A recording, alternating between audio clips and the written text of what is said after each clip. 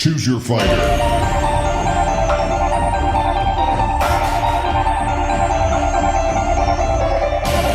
Make sure y'all stay on point with The Puncher's Point.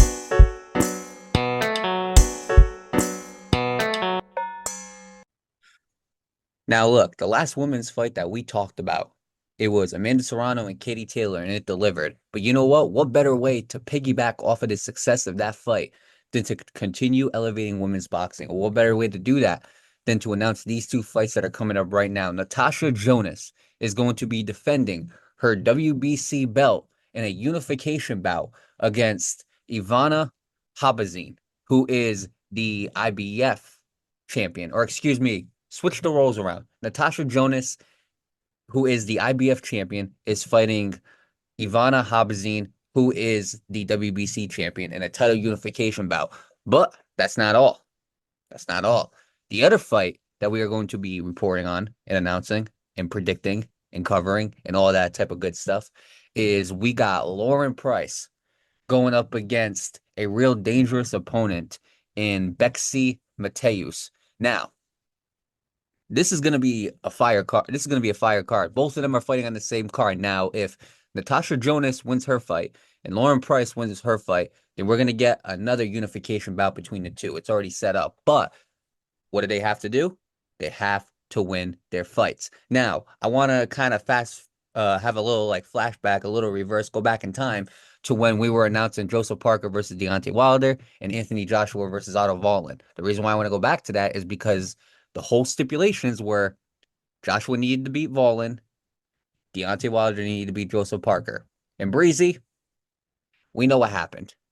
It didn't work out that way. And because of that, we missed out on a super fight between Deontay Wilder and Anthony Joshua. Now, for y'all who don't watch the women's boxing divisions or don't pay attention or don't catch up on them, Natasha Jonas, I mean, she is a veteran in this sport and she has had a lot of success in this sport. Natasha Jonas is coming off of a very good win against Mikaela Mayer. And overall, I mean, when we talk about Natasha Jonas, she's fought some of the best out there, man. You know what I'm saying? I mean, she's always constantly, proving herself. And on top of that, she's 40 years old. So age is catching up to her. But with that age, she's defying odds. 15-2.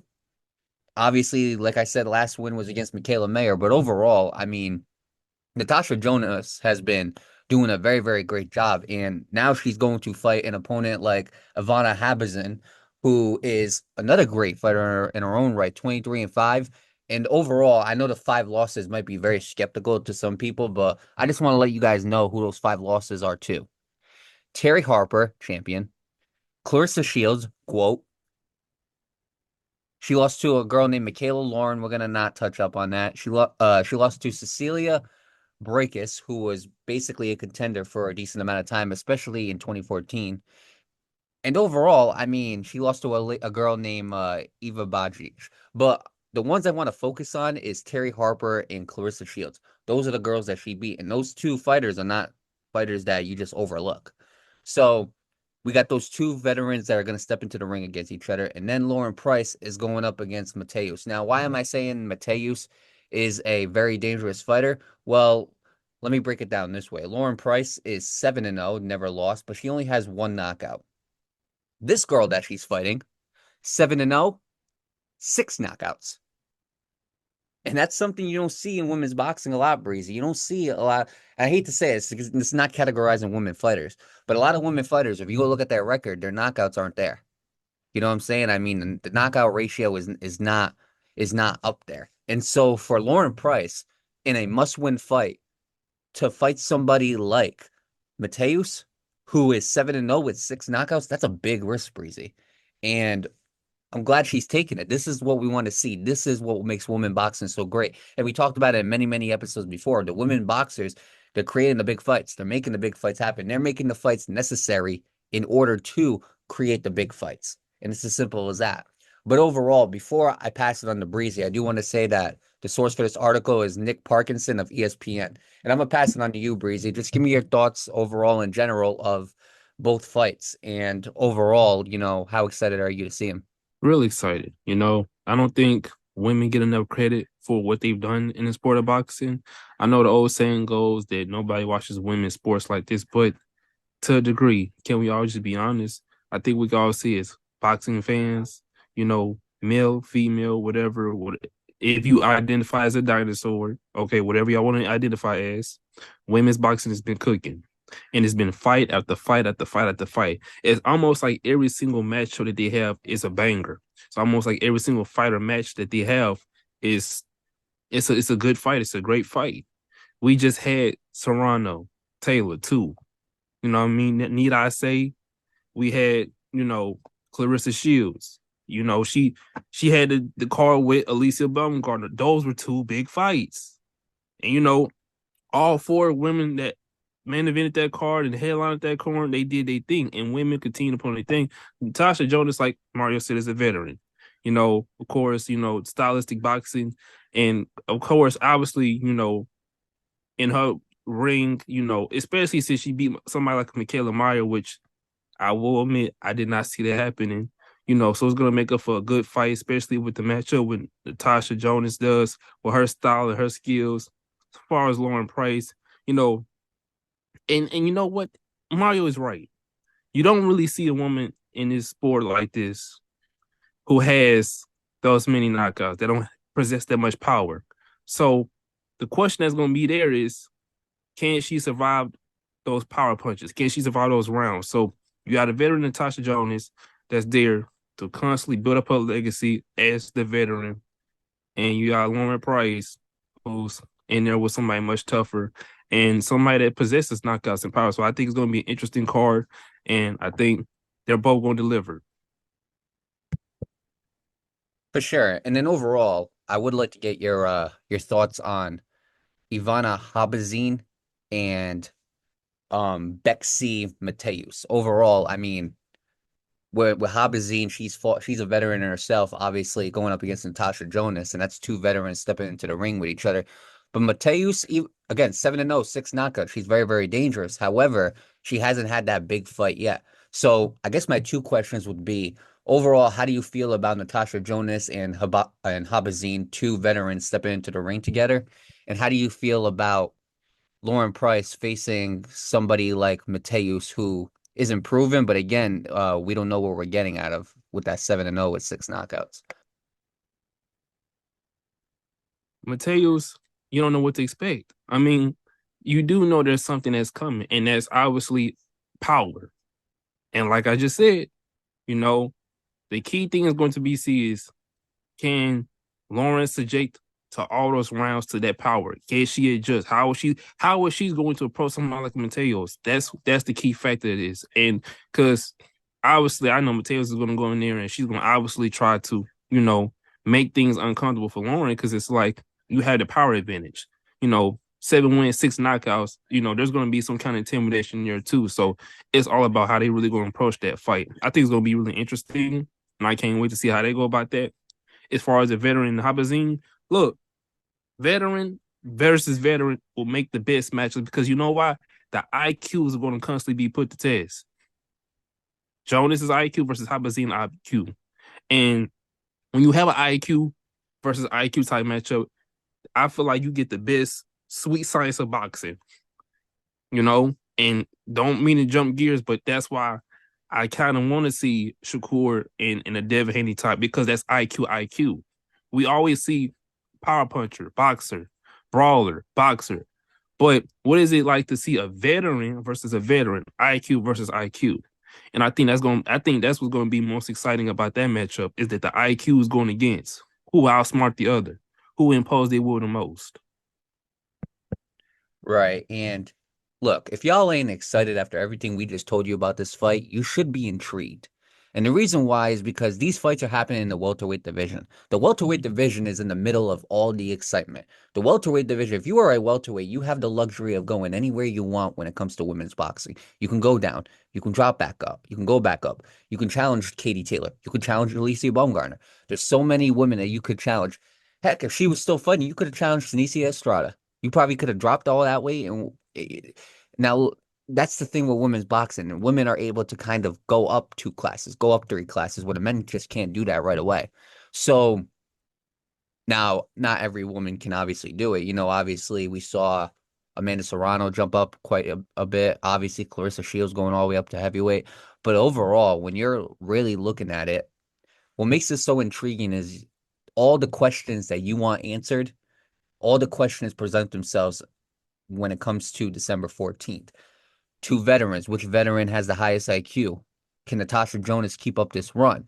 Luren Price, she's 7-0. Is she going to be able to get past this dangerous challenger who's 7-0 with 6 knockouts? Is this dangerous challenger in Mateus? Is she as dangerous as her record says, 7-0 with 6 knockouts? Is she that dangerous? All of these questions, there's a lot of questions that are going to be answered on this December 14th card. And I'm going to go as far as say there's a lot of impact. Obviously, there is a lot of impact. Now, obviously, a lot of people, if we're talking about women fighters, we would love to see Natasha Jonas versus Luren Price. That's a very good matchup in the women's boxing today in the women's boxing divisions. That's a really, really good matchup. That's the matchup that I think we all want to see. However, Mateus, if she upsets Luren Price, then what? Now all of a sudden we got a new contender. If Natasha Jonas can't get past Habazin, then what? Because the whole thing with Habazin is this. She's fought some of the greats, but has she beaten enough greats? And that's the question. There's a lot of questions. There's a lot on the line. There's a lot on the line for women's boxing, and there is a lot on the line for women's careers. That's the thing. There's a lot of questions that are going to be answered, and they're going to get answered on December 14th. Now, I'm completely excited about this card, Breezy. Obviously, Breezy expressed his excitement for this card as well. And we talked about women's boxing enough. I mean, they're constantly putting up good fights. And even if you never heard the challengers, sometimes those challengers are well accomplished. There's just not enough notoriety in women's boxing. Unless your name is Clarissa Shields, Amanda Serrano, Alicia Baumgartner, Katie Taylor. There's not a lot of hype surrounding you. So you got to create that hype yourself. And that's why we want to touch up on fighters like Natasha Jonas, like Terry Harper, Mikaela Mayer, Luren Price, Jessica Mccaskill. That's why we want to touch up on these women. Then you go to the other ones. Franchon Cruz Dezern, Shadeja Green. We want to touch up on these women because they are that good.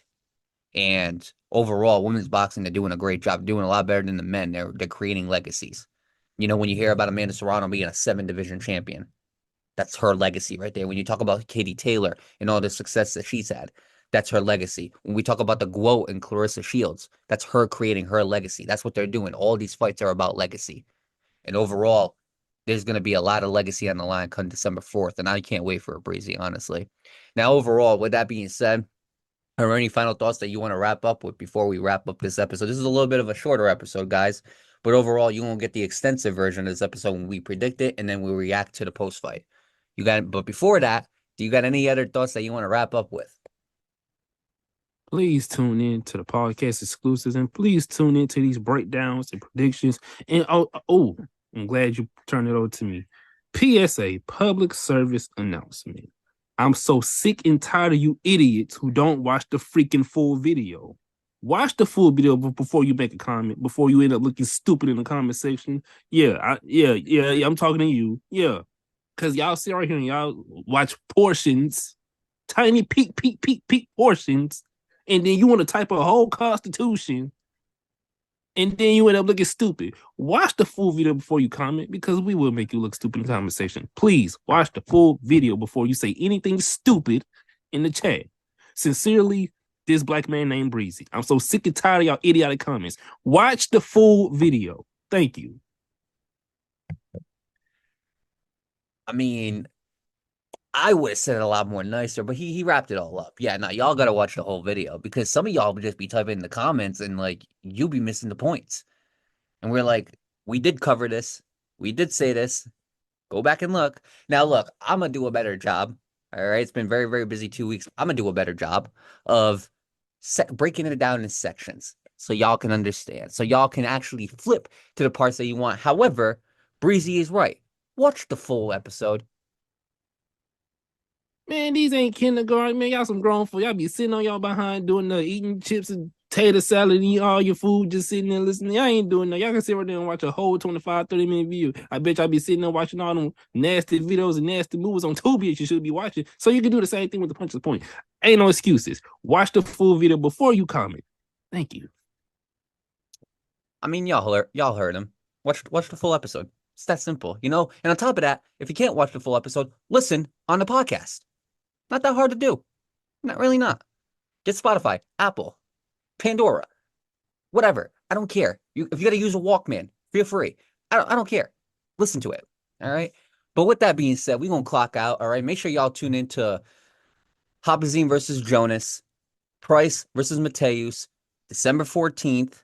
Make sure y'all tune into it. It's going to be a banger of a card. It's definitely going to be a very, very important night for women's boxing. And we can't wait to unfold it all after it's all said and done. So with that being said, make sure y'all stay on point with the Puncher's Point. What's up, y'all? If y'all love this episode, make sure y'all subscribe. You hit that notifications button and also take a look at the recent episodes that we made before this. Make sure y'all stay on point with the Puncher's Point.